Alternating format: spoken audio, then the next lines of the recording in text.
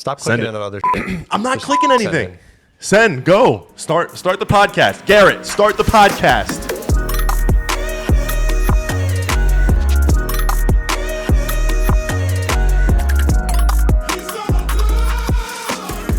Hello and welcome back to the Net Gains podcast. I'm one of your hosts, Roger Parent. I'm an ex-CEO, former pro athlete, and father of three. I am your other co-host, Frank Field. I play on the AVP Beach Volleyball Tour while also working for and backpacking one of Roger's companies. Yeah, nice.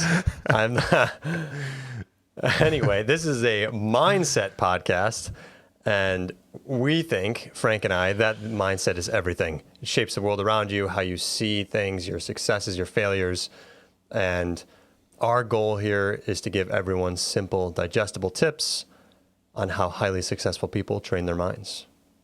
Be sure to like, subscribe, and follow the podcast for more practical tips on how to be a better human and how to do some really cool shit. We appreciate 5-star reviews. So if you found at least one of these podcasts, one of these tips useful, go ahead and give us a review on Apple, Spotify, YouTube, wherever you listen. It gives us a big boost in the algorithm and is super helpful for us. So stay tuned for some more practical advice. And let's get it. And if you don't, that's okay too, because we love adversity. We love adversity. We love adversity. What are we talking about today, Frank?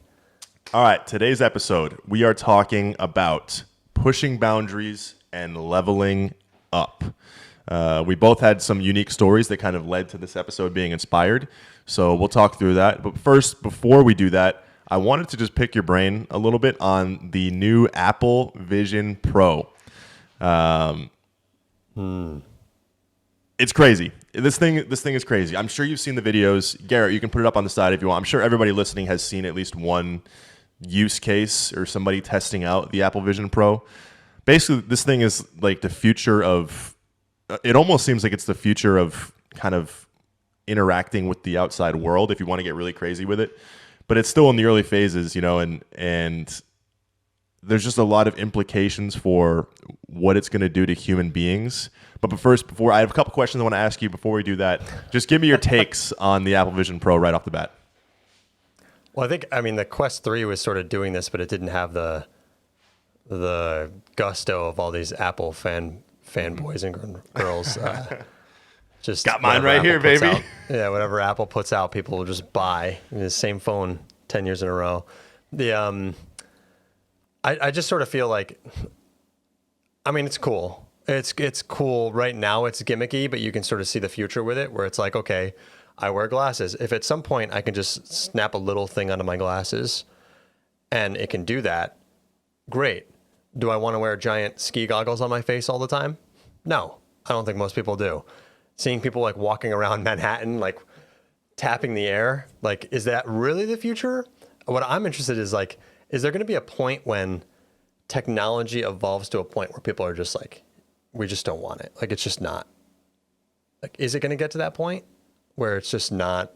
Because think about the metaverse with Facebook when they first launched it.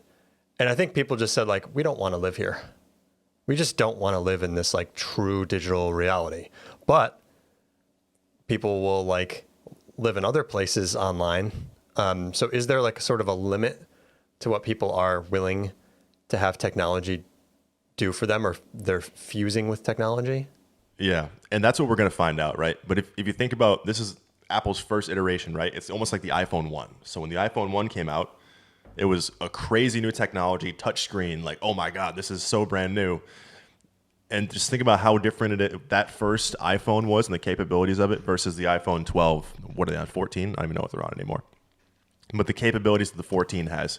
So if you think that Apple's going to follow this same, or even just, these Quest or VR companies in general, what is the 10th iteration of that going to look like in 10 years? It's going to be totally different.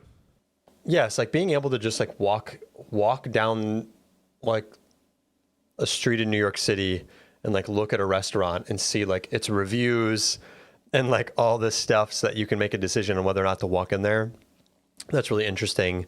Or like directions or certain things. Like I see city people wearing it obviously a lot more, but I don't I'm not convinced that it really is going to be just like that. Like you said, like, so the metaverse was sort of version 1 that Facebook put out too.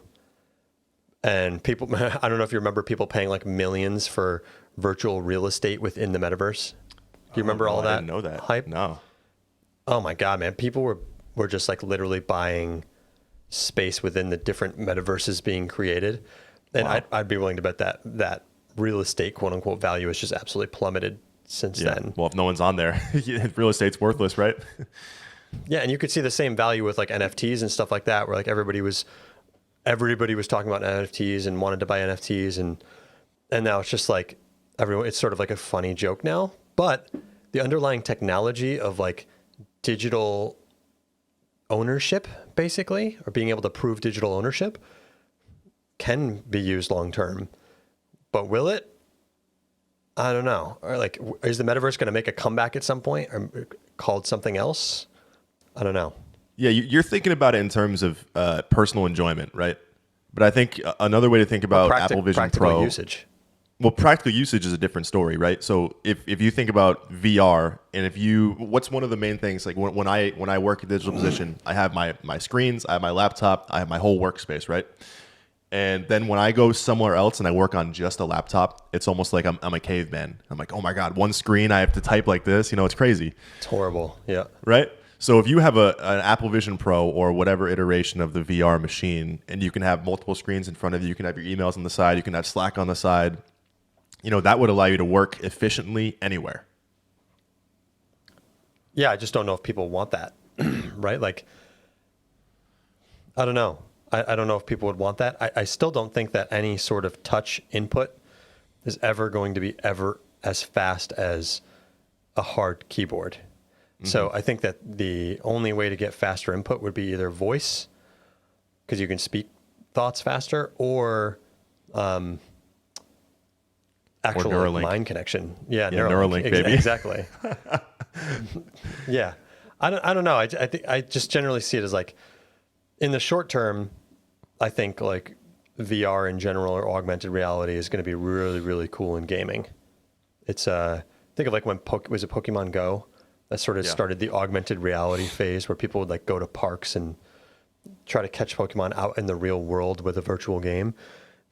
And the game was just randomizing the locations of fictitious Pokemon on a screen, but like it augmented the reality in a way that it went viral and everybody was playing it. So I still think the applications are gaming first and then work at everything later if people are adopting the devices. But we'll see. I really think that someone, if you're like some like big wig entrepreneur and you want to go to a coffee shop and like look cool working, I still think people would wear a VR headset and then be able to work like a madman in a coffee shop. I could just see that, someone enjoying that feeling, but maybe that's a small percentage of people. I don't know if they would enjoy that feeling. I don't know if the public wouldn't just say you look silly, for one. And two, even if you just talk about bigwig entrepreneurship, you have to remember that like a percentage of the population that's bigwig entrepreneurship is like 0.01%. It's like, how do you sell something like this to the masses with mass adoption? It has to be practical for everybody's sort of everyday use. So how many people like would want to just leave their home and work in a coffee shop you already have a section of people? Like, I have no interest in going somewhere to work, for one. I can't fathom a way that sitting wearing goggles or whatever right now would be any faster than my triple screen monitor in front of me and my whole setup, right? Like, in being able to hardware type as fast as I can type. So it would just drastically slow me down right now. So does it evolve to the point where it actually would speed me up? Then yeah, we're talking about AI right now, and yeah, like we're implementing it wherever we possibly can in ways that make sense. But there's still a lot of areas at which it just doesn't make sense. All right, so today we're talking about pushing boundaries, pushing limits, and then leveling up as a result. So I guess I'll intro this, because this kind of came to me at the gym last Friday, and ironically, I was ready to record. I'm like, Roger, like let's do a podcast tomorrow. Like I'm ready. And then you were like, nah, I can't. So anyway, it's a week later. I feel like I haven't seen you in forever, but here we are. So I was at the gym last week, And I have a lifting program. Shout out to Reed Hall at Reed's Workouts. It's been an absolute game changer for me. Love you, buddy. Thank you. But he gave me trap bar deadlifts as part of my workout. And I hadn't done trap bar deadlifts in, I don't know, maybe 18 months. It'd been a while. And I'd actually hurt myself doing it a few years ago. So always a little bit of hesitancy there. But I'm going up through the weight, and I've gotten a lot stronger the last few months. So I'm going up through the weight and feeling good. And I got to a weight where I was getting a little nervous of doing it. And I basically just challenged myself to do the weight anyway and felt great. And I finished my 3 sets of 5. I was good. And I was like, well, yeah, I feel pretty good. Maybe I'll try to go up again. And so I increased the weight again and did a 4th set and felt great on that too. And it wasn't just 1 rep. I was giving myself a challenge. Like, just do 1 or 2 reps. Don't hurt yourself. Feel okay. And I was able to do 4 reps with that weight. So, it was like an inspiring thing for me in my own life to be like, oh my God, like I did that weight so easy. I'm actually way stronger than I think I am. And there was cascading effects throughout the week. Like that confidence that day gave me confidence the next few days of practice. And I'm like, oh, I'm actually stronger than I think I am. And just by simply pushing my boundaries in 1 set of a workout, it had a cascading effect over the next few days and over the next week, giving me a confidence that I needed to be able to push through other boundaries. Well, I think the hardest part there is like, you have to be careful about the trap bar deadlift, right? Because like, it's like, okay, pushing myself, or are we going to do like straight CrossFit and try to do 50 of them? Because pushing a boundary, you can get severely injured. Totally. So I think that it's really important that you identify you have very high body awareness when you're working out. Like there has been some times where I think I was doing power snatches last week. And when I was power snatching, after my 3rd rep, it just didn't feel right. Like I could feel like my back sort of tightening up, and I'm like, I just have to stop. Like, this is not a boundary I want to push, or I should push, because I can feel it coming, And so there are certain times when you're like, I'm not getting injured, I'm just tired right now. Yes, that's the boundary you want to push. But if it's like, man, my back's sort of feeling tight when I do this movement, that's not the right time to be like, oh, suck it up. I'm just keep going, and that's what I see with a lot of people who just have that like toxic, continuous injured state, is that they don't have the body awareness to know when to push and not to push. And they'll just push through those power snatches. And what happened is like, I just revisited them like 2 or 3 days later. They felt great. And then I was able to push myself doing them. But I think it's like for you knew it felt good. You had high body awareness and you were able to push yourself beyond that boundary. But if you started to feel like like maybe it's pulling too much on your back, or it just didn't feel good, you sort of like, I don't know how to really explain it, because I know you and I have that acknowledgement of like, this just doesn't feel right. And I don't really know how to explain it.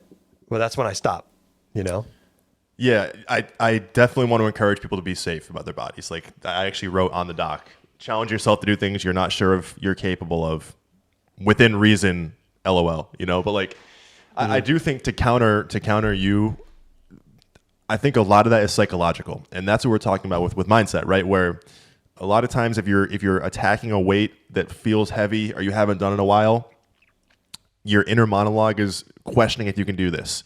And then you're going to give yourself a million reasons why you shouldn't. Like, oh, my back's feeling a little tight in that last rep, or, oh, wait, I have to work out tomorrow too, or I had a tough workout 2 days ago. There's a million reasons why you shouldn't push the boundary. But if you can find just the one reason to just go, or even maybe it's just simple willpower, just I'm going to push through and try this weight. When you do it, that's kind of the breakthrough that you can build some really sick confidence from. Yeah, I agree. It's like, it's that you can use that sort of like, oh, it doesn't quite feel right, as a very easy excuse too. Yep, totally. Right? Like, but I want to bring up a quick story of like, this morning, I was working out, and business partners of mine were challenging me to see how many burpees I could do in 1 minute. I was doing it, and you could see the mental journey I went through this 60 seconds. Like for 40 seconds, I'm flying, and then you could just see I have a really slow rep. And that was when my mind started to fail. And then you could see me just start grunting. It's like almost hilariously annoying. Like I just start grunting. And that's when my mind went, I started cursing myself out. We talked about that like dark energy or like the dark motivation, dark side motivation last week. And that was when I went into the dark side per se. And then I was able to like, I actually slowed down at 40 seconds and then sped back up through redlining basically and finishing it. Now I knew I was safe because it's a very safe movement. I knew I wasn't getting hurt in any way. Like I felt safe pushing that boundary. I don't know if I would do the same thing with a power snatch being a dynamic barbell movement with a very high injury risk to it. But something like a bench press, if you have a spotter, definitely go up in weight and really push yourself because you've got a spotter there to help you out. It's safer, right? So I think it depends a little bit more on the movement, but for the most part, I would say like 98% of the time, I'm with you on exactly what you're saying, which is the vast majority of the time people quit before they push almost any boundary. They've probably got 5 reps left in the tank and they just stop. This morning, did you get the number you wanted to hit, or what was the challenge? I had done 24 on my first attempt. And when I finished it, I messaged them and said, I think I can get to 27. Okay. Like just knowing my body and knowing like my mental state, I think that if I go into a darker place, I can get to 27. And I hit 27 this morning. So I think it's just that like I have enough body awareness to like know where my true limits are because I pushed them. So, and it wasn't that I even stopped at 27. I literally went all out, dead on the floor afterward, and hit 27. But this is exactly what we're talking about. So this feeling right there, where you hit 24, you're like, you know what? Maybe I can do 27. I think I can do it.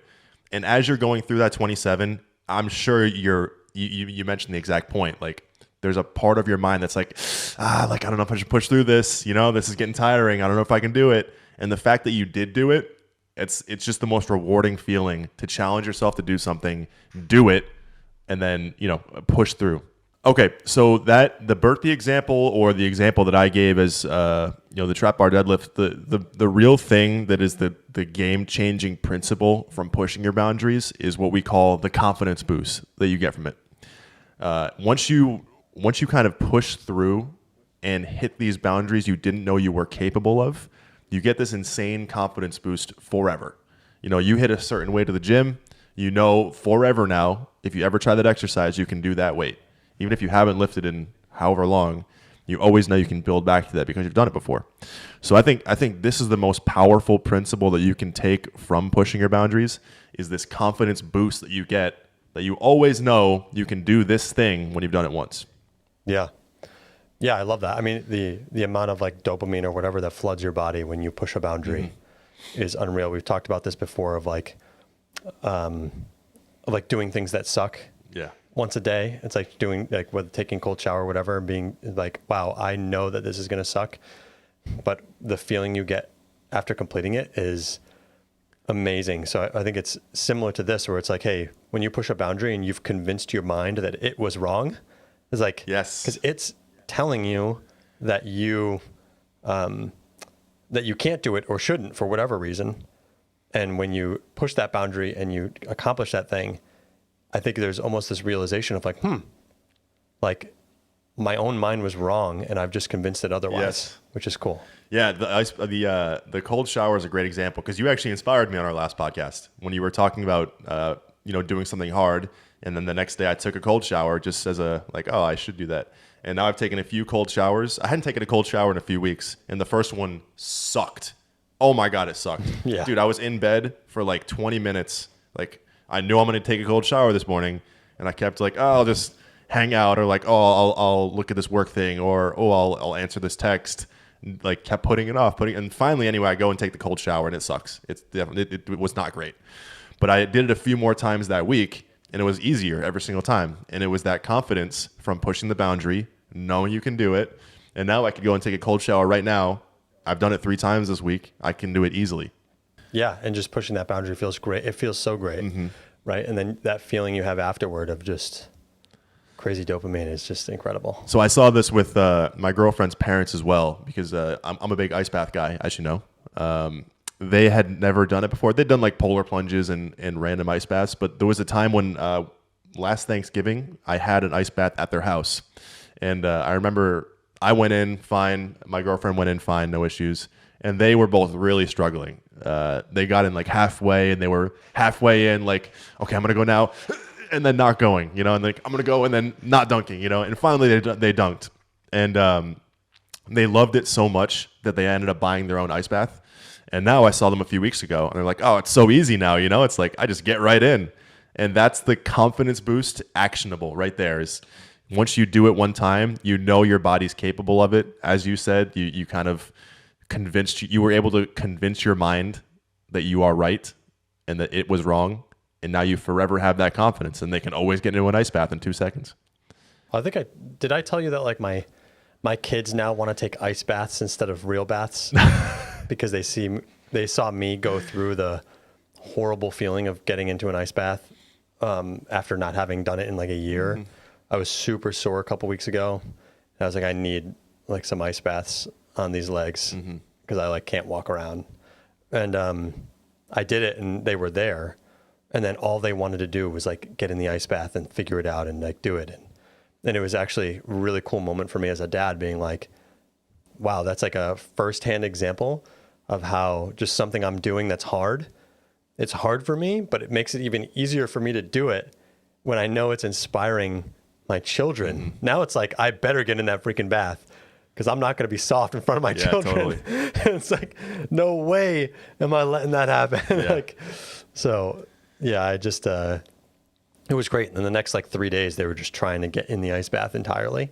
Like they were going down to their knees, and then they were actually both sitting in it. And I was like, good for you guys. Yeah, it's hard. Teaching them early, baby. That's good. Yeah. But there's kind of 2 ways this confidence boost can hit. So what we're talking about is kind of an intrinsic motivator where we have total control over our body to take an ice bath or to lift that weight. It's just you versus you in that situation. There's a separate confidence boost that you can get in an extrinsic task too. So for example, you and I qualified for the main draw in the AVP Huntington event last year, or what was it, 2022 actually. Now, if you ever play a volleyball tournament the rest of your life, you will have that confidence that I qualified before, I can do it again. And it's like a psychological advantage over your competition. So that one's a little tougher, right? Because you don't have full control over gaining that confidence, but you always have that psychological advantage once you've done it one time. And that's why it's always so hard it's so hard or so inspiring when somebody just like bursts onto the scene at something. Yeah. Because it's like, let's just say you just started playing in the NFL. Well, you really haven't played in front of that audience at that level of stadium, on that TV and the primetime lights and all of that, and like Sunday Night Football, whatever.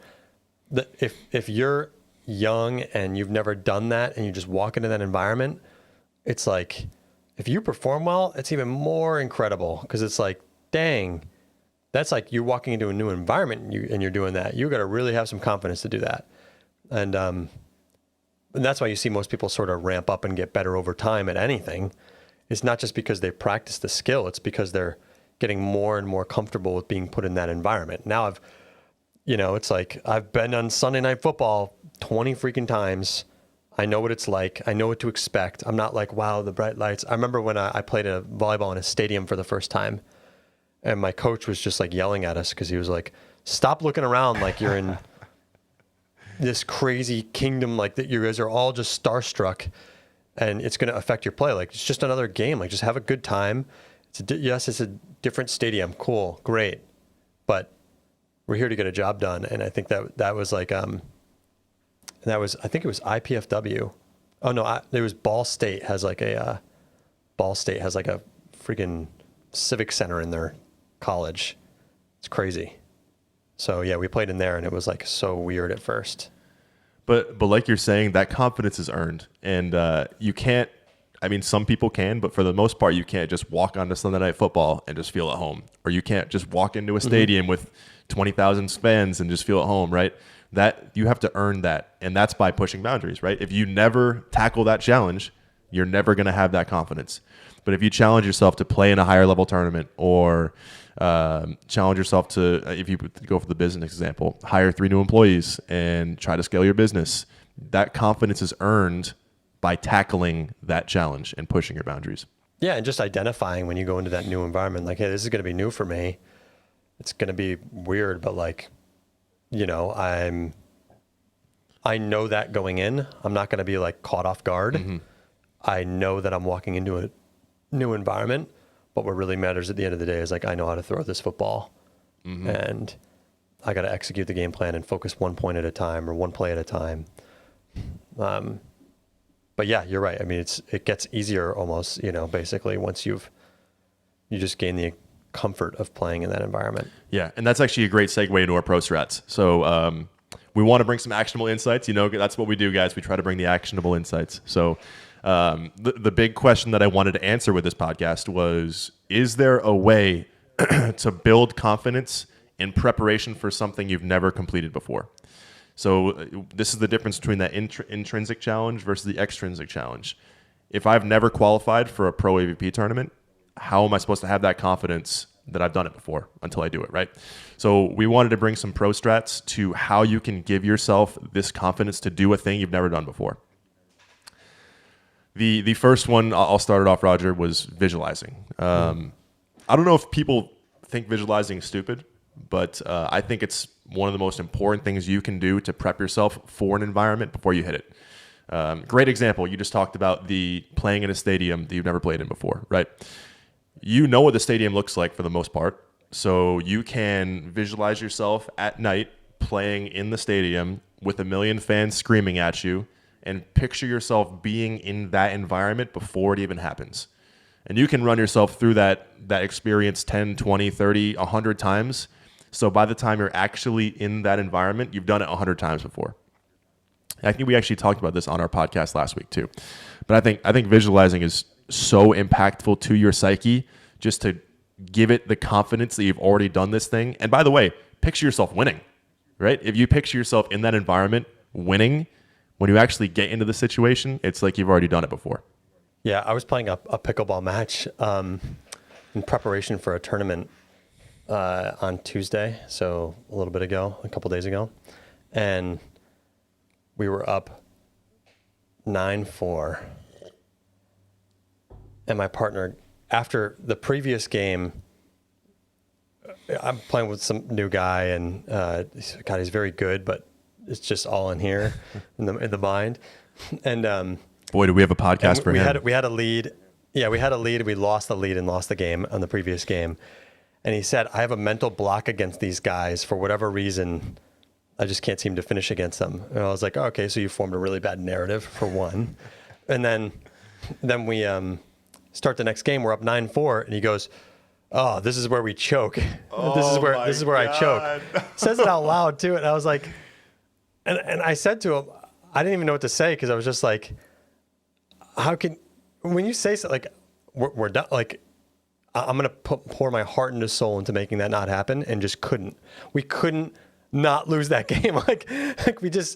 I did everything I possibly could to just be like, let's freaking go, dude. Like, we're going to take this, we're going to take him, whatever. Like, but it was like, he had that mindset that he's just going to choke. And then he just started feeling it. Any point they got, any point he lost, any mistake he made, he magnified in his mind, and he was visualizing the loss. Mm-hmm.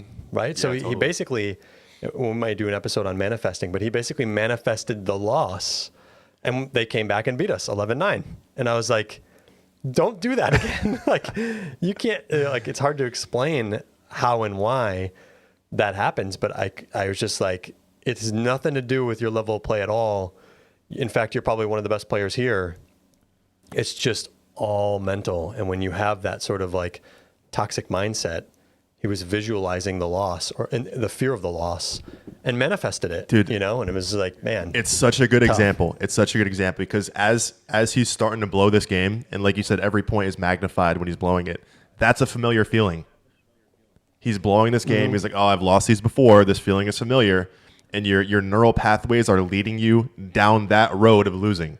So that's why I think visualizing is so important. You have to like rewire your mindset to be towards the winning path, not towards the losing path. And then when you do start blowing a game, for example, you've already done the work to rewire yourself towards winning. Like, oh, I know how to win. And you can just quickly just reframe right in the moment. Yeah, it's just, he lost all mental focus around, I don't want to pick on the guy because he's probably a better pickleball player than I am. But he lost the mental focus around, like, what are we doing this point? What are we attacking for them? He lost the intention behind every hit. It was just like he was intentionally attacking this person's forehand and this person's backhand and doing this and that. And he just lost the intention because he was so distracted with those thoughts. But yeah, I think it's huge. And that's why I think, going into like the next Prostrat, which is studying those before who have done it. You love this one. It's like, yeah, it's just, I'm huge on film. I will take film of myself and put it up against who I think is whatever the best in that single discipline, and then see how my technique looked. But even still, I want to see what my posture looked like, my body language to my partner, what it seemed to feel like when you watch the tape. Was I consistently bringing the right energy? And I don't know, like in this game, like I could have, maybe there are things that I could have done to help squash that mindset, call a timeout, have a quick talk, focus the conversation on what we should be doing instead. Like there are things that I could have done as his partner to help pull him out of that I didn't do.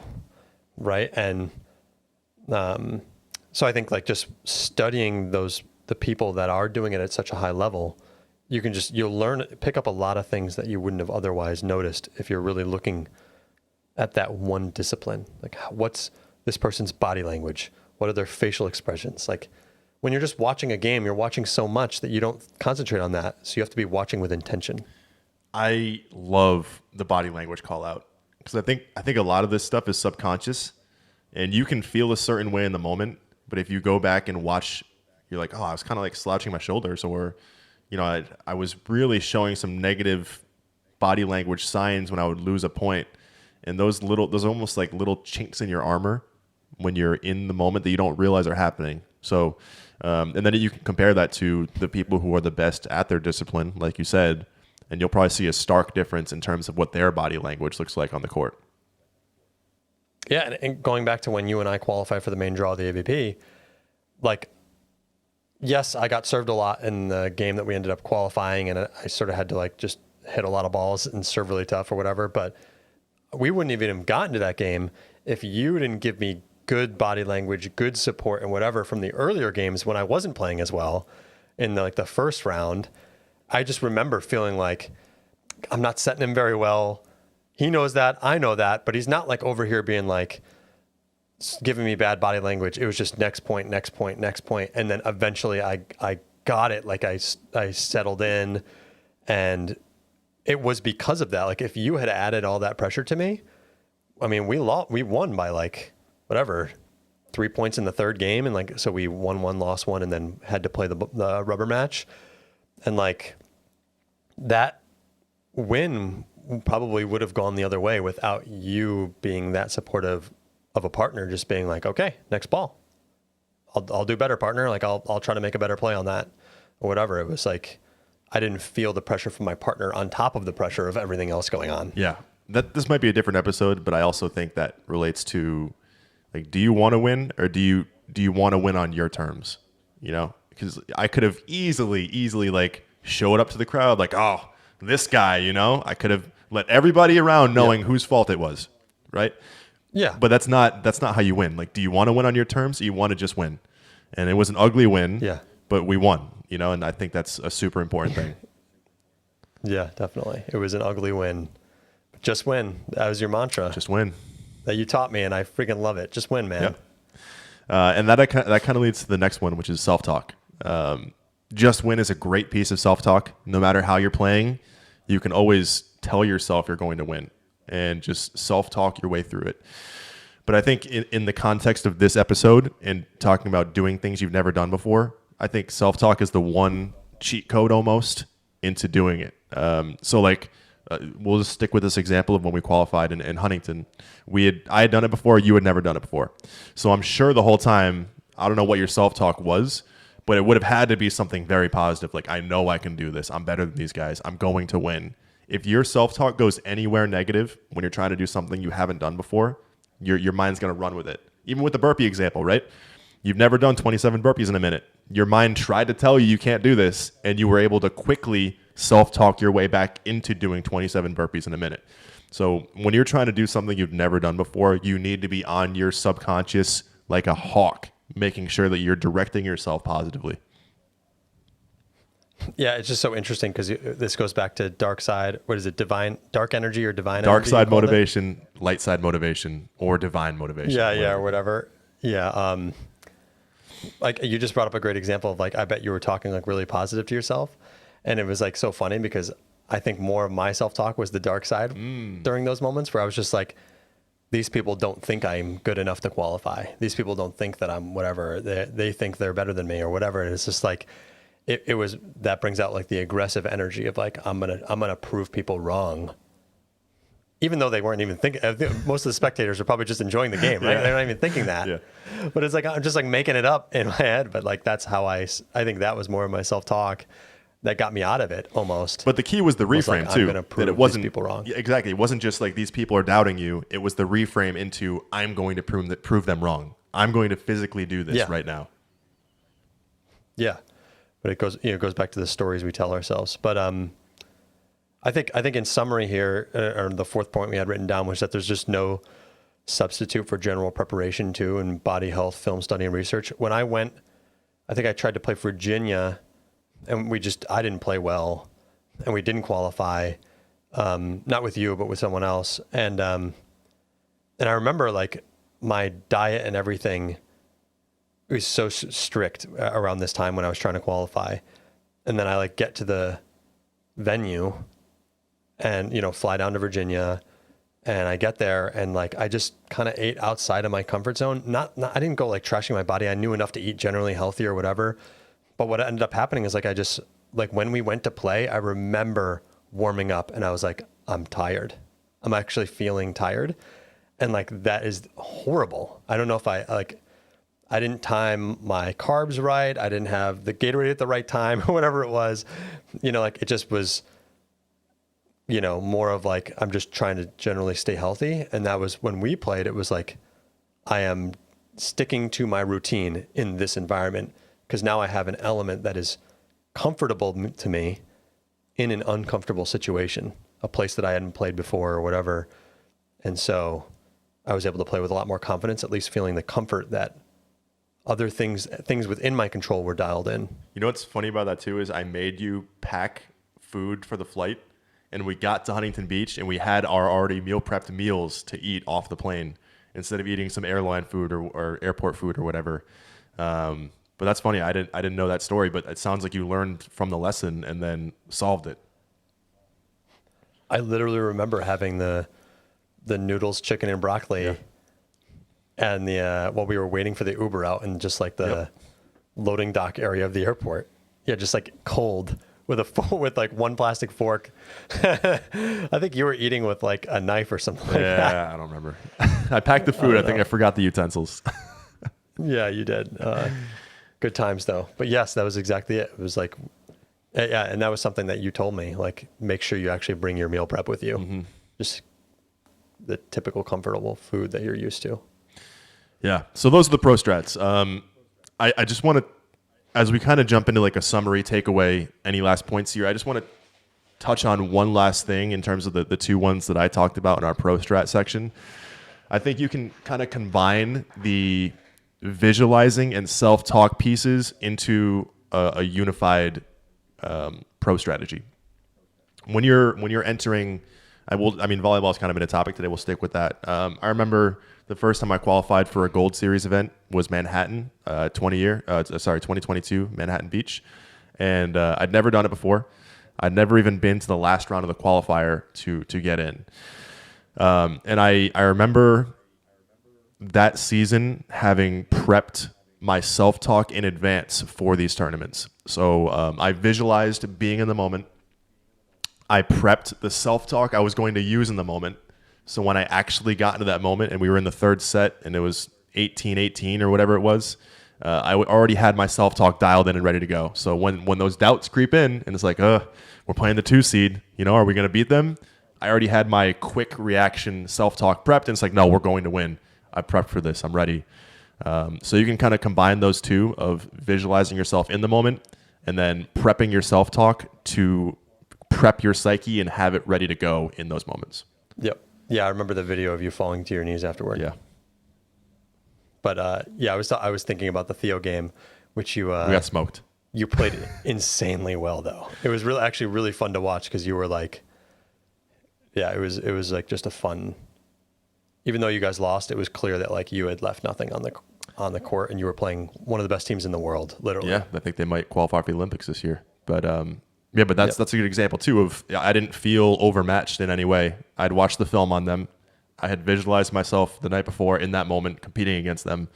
So it's not like it was new to me in the moment. It was something I'd already done in my head a bunch of times. Yep. Cool. All right. Any other summaries, takeaways, last point you had on this? Now let's move into homework and get out of here. All right. The homework, very simple, listeners. Do something you've never done before. So that could be taking a cold shower. That could be lifting a heavier weight.